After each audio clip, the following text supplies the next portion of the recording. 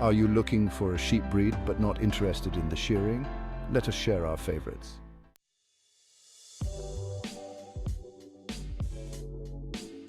So why go for hair sheep at all?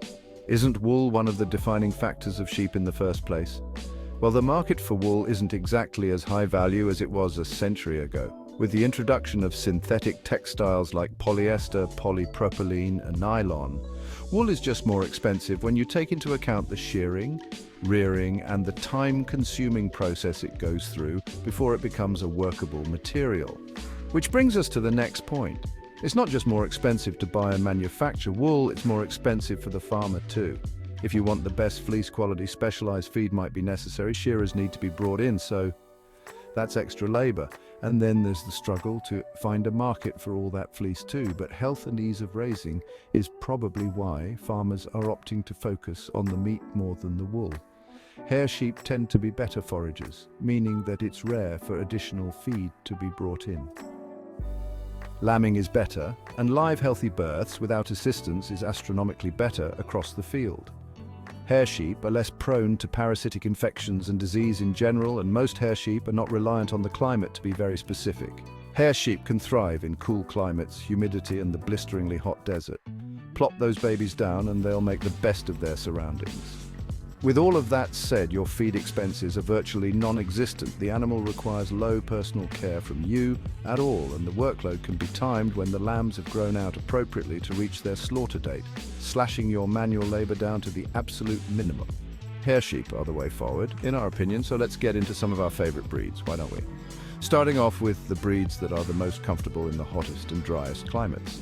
Now, we must admit that our researcher has a bit of a soft spot for the South African breeds. But the truth is, if an animal can survive in the harsh and sparse climates of the south of Africa and Australia, then those are going to be some of the best breeds for the semi and full desert climates.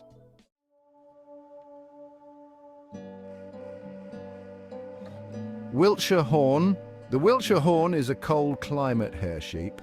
They're a very old breed too, and originally came from England. They have a very good, high-quality carcass, and even if you don't plan on keeping only Wilshires, they're still a good option to look into for crossbreeding to improve the carcass quality of your flock.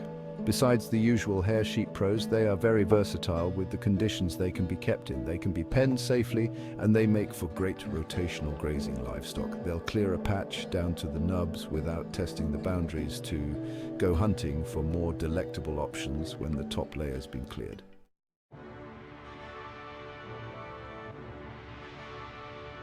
Mouflon. Mouflon sheep are one of the oldest breeds still in existence. Now, this is not a breed for the novice to take on. Given that they're such an old breed, it should be expected that they're more on the wild side than other domesticated breeds. They were originally developed around Turkey and Iran, and even though they prefer Mediterranean climates, they do well in the colder northern temperatures too, so they'll do fine for our friends above the equator. The thing about Mouflon that makes them special is their ability to handle rocky, hilly, and mountainous terrain. Not all of us are fortunate enough to get our hands on flat plains, and that severely limits what livestock we can keep. But the Mouflon are not fond of the typical farm setting at all. They prefer the ground as rough as their temperaments. So for those of us that have challenging landscapes that don't accommodate conventional farming methods, this is the breed for you. They don't like high desert heat, but if they have enough shelter and water to cool off with, they should do just fine.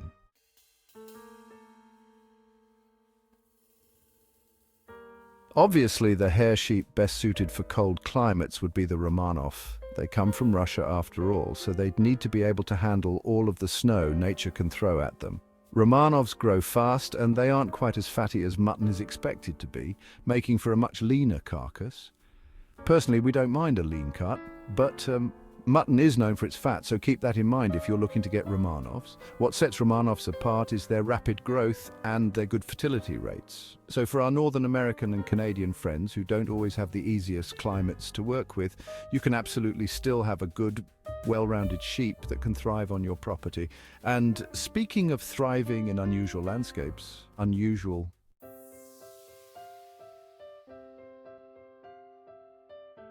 We've been focusing on the heat-hardy breeds a lot so far, but that doesn't mean that your hair sheep needs to be confined to the hotter climates. So let's have a look at some of the hair sheep that do well in the cold. The St. Croix is probably the most popular option then. Originally, they were bred for tropical climates, but every time they were brought to colder and colder conditions, they did so well that they've made it all the way to Canada with no hiccups along the way. They grow shaggy coats during winter to keep them warm and shed them when the weather turns hot again. Of all of our options, the St. Croix has the widest range of adaptability, while still holding on to all of the desirable attributes of the hair sheep. They have less bone mass than the other breeds, meaning you'll get a higher meat-to-bone ratio from them. What makes them more desirable is their flocking nature. Like we said, most hair sheep can be a little rambunctious, but St. Croix prefers to flock, and they take after their easy-tempered wool sheep cousins.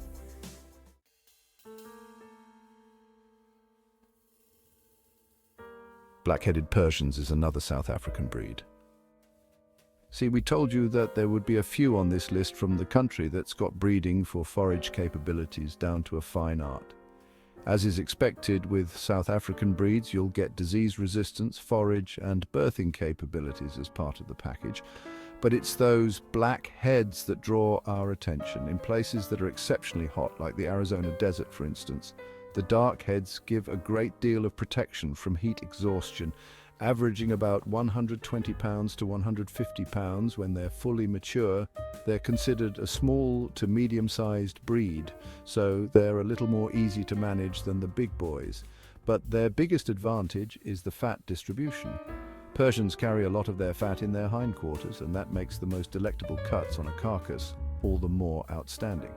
Actually, they have so much fat back there that they can serve as a good animal to keep if you want to harvest fat specifically, but don't want to use pork for that purpose. Persians are a good mid-range hair sheep that gives that extra use of fat harvesting.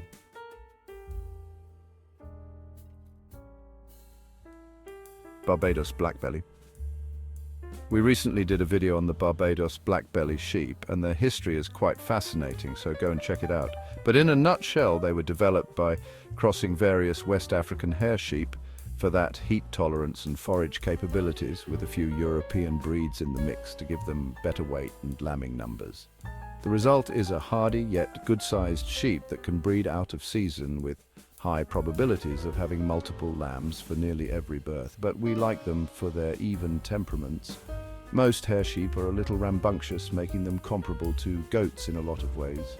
But the Blackbellies manage to hold on to the chilled-out natures of their European ancestors. They're also the best option for tropical and humid weather that doesn't agree with most livestock.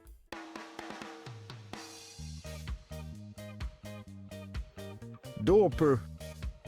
The Dper sheds its coat at the end of every season, so they'll take care of themselves on that end. Their original lineages include the Dorsets, which is a short wool sheep. But a very attentive breeding program took the wool out of them so much that they now fall under the hair sheep category. If your climate does get cooler winters, you can see some of that old woolliness come through every now and then. But even then it's so short and still sheds, so it doesn't really make much difference. This breed is known for how incredibly well they can forage, even if they have next to nothing at their disposal. And lean grazing can still translate into a good fat distribution, just like good mutton should have. Really, they can make the absolute most from the leanest pastures and still manage to mature faster than most other breeds.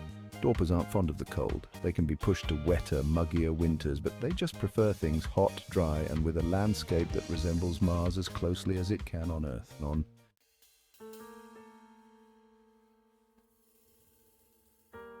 Honourable mentions. For this last look, we'd like to mention 4 separate hair sheep breeds together. The reason they didn't get their very own chapter is because most of them aren't strictly heritage breeds, and we prefer to focus on those on this channel, but we realise that not all of our viewers have the same preferences. Besides, every heritage breed started out somewhere, and one day these guys will be among the old hats too.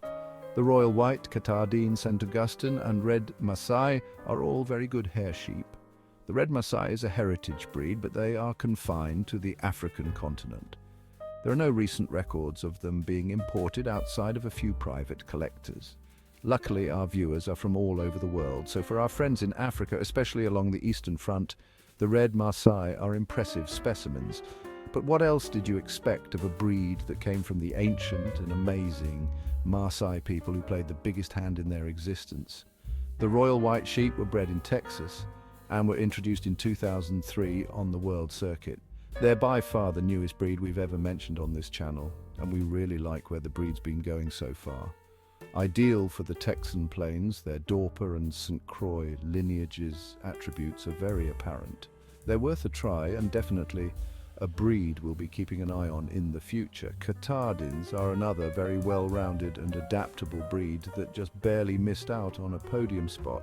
They were developed in the 50s, so depending on who you ask, they might already be considered a heritage breed. Low maintenance, are highly adaptable, and most importantly, they give a high-grade quality carcass. And finally, to end things off, we have the St. Augustine. This Floridian sheep was introduced in 1991. Developed with lamb numbers and maternal instincts in mind, there are few breeds that give so many lambs per birthing and take care of their babies as well as Augustine ewes do.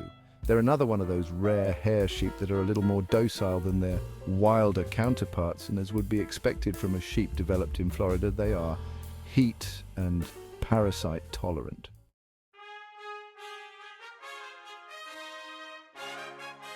That's our hot take on hair sheep breeds, but what do you think? Did we miss one of your favorites, or did we give you some ideas for the next breed that'll grace your land?